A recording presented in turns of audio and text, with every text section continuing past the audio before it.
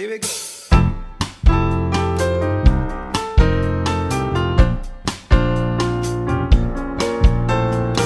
1 month courting, 1 year in a relationship, 6 months engaged, and today, you'll now become my wife. The time we've been together seems so short, but sabi nga ni God, when the time is right, He will make it happen. But I hope that it's someday. I never thought that I'd ever leave your side, your side. It's so physically, but know you will be on my mind when you lose that time. Nireto siya nung friend ko. Ang sabi is may single daw siya na kakilala. And then, kinuha ko yung Facebook niya. Pinipilit ako ng friend ko na bigyan niya ako ng ka-chat. So, si Charles pala yung binibigay niya sa akin. Hindi ko siya ma-add sa Facebook kasi parang may restriction dun sa account niya. And then, pero pinilit ko pa rin siyang i-chat kasi dun sa message wala namang restriction. So, message ko siya na hi, sabi ko, hi. So, in-stalk ko yung niya, yung Facebook niya. So, ayun, parang nung una, parang nag-aalinlangan pa ako kasi gaya nga galing sa parang maling relasyon. So, naisip ko na gusto ko siyang itry. Parang kamukha mo yung mama ko, sabi. Tapos, sabi, hindi na, yung mamahalin ko, sabi. Ayun, tapos nag-continue yung namin, yung chat, usapan, and then hanggang sa nagkita kami. No matter where you go, I won't be very far, 'cause in my head I'll be right there where you are. 'Cause love is no distance, baby. Love is no distance, baby. God, kung siya po talaga yung para sa akin, ibigay niya na siya sa akin. Parang ganun. Parang siya yung nagparamdam sa akin na lahat ng hinihiling ko. Si Charles Edward at Rosemary, sana bumuo ng isang magandang pamilya, mabuting pamilya na pinapatnubayan, ginagabayan ng ating Panginoon. Sa kanya ko kasi nakita yung parang yung napapalagay yung loob. Yung comfort in English. Parang pagkasama ko siya, hindi ako nahihiya. Parang part siya na ng buhay ko ng matagal na. She was mine.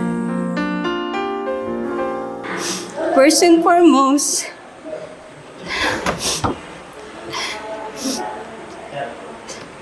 naiiyak ko.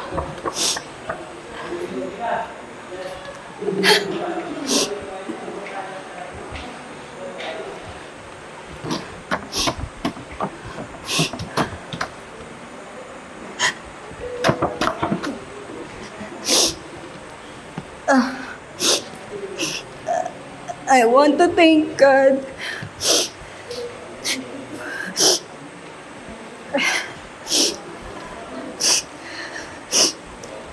for giving me someone loving and caring, who is always there for me.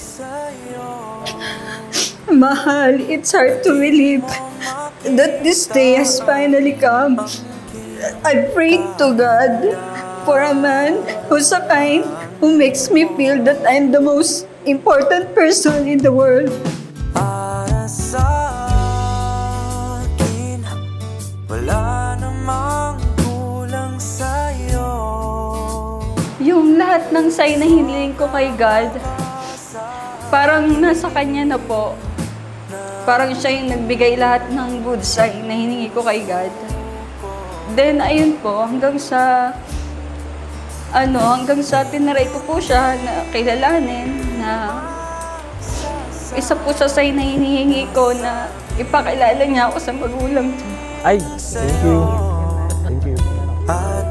Thank you, Mahal. Thank you, Ma. Bakit talaga yung bigay ni Ma? Kasi importante sa amin yung oras. Mahal, Thank you kasi dumating ka na sa buhay ko. May mga bagay na alam ko pagdadaanan natin in the future. Pero relax lang tayo. Enjoy lang natin yung buhay. Magkaroon ka ng magandang desisyon sa buhay. At yung magandang desisyon, siyempre, mangyayari kapag kasama ang Diyos. Kasi pag wala ang Diyos, may desisyon tayo, pero minsan walang direksyon. Basta gusto ko, gusto mo, okay na yun. Pero pag kasama ang Diyos, ang nalagay sa ating isipan, ano ba tama, ano ba mabuti, ano ba maganda, ano ba para sa atin. Pinagdasal talaga kita sa Kanya. Sabi ko, Lord, bigay mo lang yung babaeng para sa akin. Na pareho kami ng mindset at understanding sa buhay. Pakakasalan ko na. At hindi niya naman ako bingo. Honestly, ikaw yung pinagdadasal ko at pinapangarap ko na makasama. Kapag kasama kita, I feel so secured and feeling ko ako yung pinaka-sexy sa paningin mo. Pag kinasimbahan, ito yung panghabang buhay hanggang kamatayan. Kaya maganda, bago kasal, pinag-aaralan. May plano. At meron kang desisyon na itong lalaking to, ano man ang kanyang ugali, itong babaeng to, ano man naging kanyang nakaraan, siya aking maging asawa habang buhay hanggang kamatayan. Si Mama, nagkasakit siya nun. Gusto niyang, nung may sakit siya, gusto niya na ikasal ako, makita niya ikasal ako. Pero hindi niya na pa naabutan. Gusto ko po sana na makita niya na ikakasal na. Pero wala na po siya. Papa, maraming salamat sa lahat.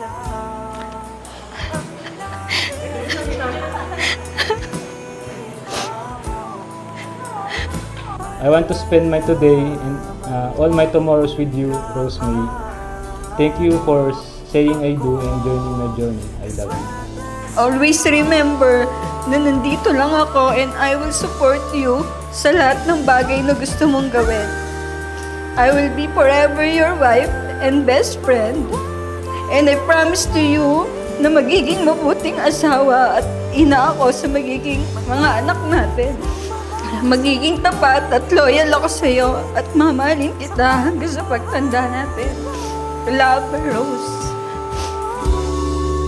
Pagsisikawan ko sa buong